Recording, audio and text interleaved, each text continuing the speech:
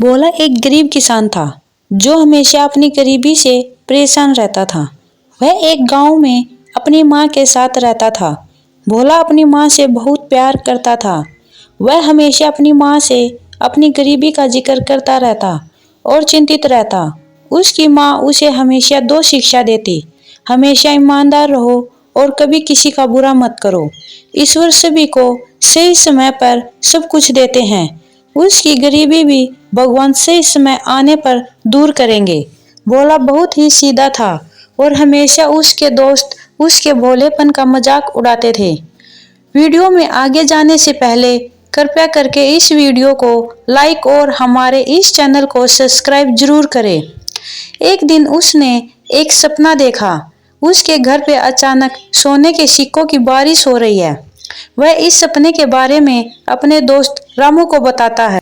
रामू उसकी बात का मजाक उड़ाते हुए कहता है, हाँ मुझे भी सपना आया था कि खेत में सोने के सिक्कों का घड़ा निकलता है और मुझे मिलता है।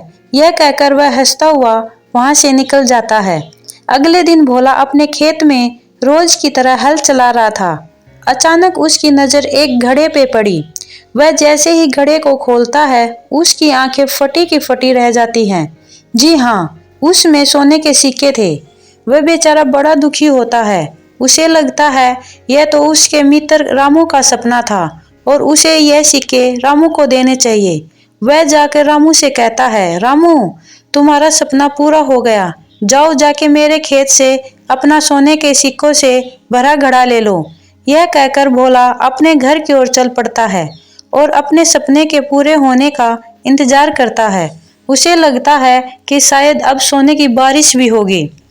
उसकी यह बात सुन उसकी माँ परेशान होकर कहती है, भोला तू सचमुच भोला है। भला सोने की बारिश होती है क्या?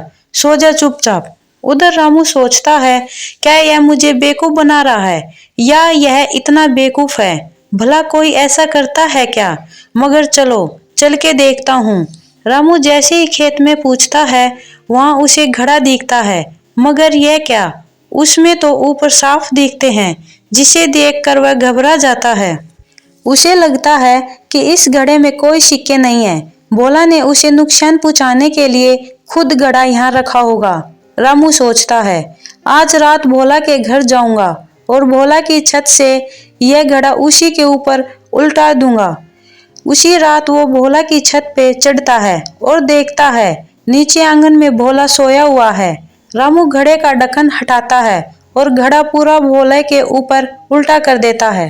सांप नीचे गिरते ही खेत की ओर बाहर चले जाते हैं। और यह क्या? अचानक से इतने सारे सोने के सिक्के भोले के ऊपर कहां से आए? क्या सोने की बारिश हुई? जी नहीं, घड़े में नीचे सिक्के थे जो रामू को नहीं दिखे। उसे सिर्फ ऊपर के सांप दिखे। भोला के सारे सपने पूरे हुए। सोने की बारिश हुई। उसे सब्र का फल मिला, ईमानदारी का फल मिला। रामू को बुरे व्यवहार का दंड मिला। वह दुखी था। हाथ में आया सभी धन अब वह खो चुका था। भोला की माँ बहुत खुश थी। उनकी गरीबी दूर हो चुकी थी। तो दोस्तों, यह एक छोटी सी कहानी। इस कहानी से हमें यह शिक्षा मिलती है कि अगर हमारी नीयत साफ है तो हमें उसका फल जरूर मिलता है। हमें हमेशा ईमानदारी से काम करते रहना चाहिए और अपनी नीयत साफ रखनी चाहिए।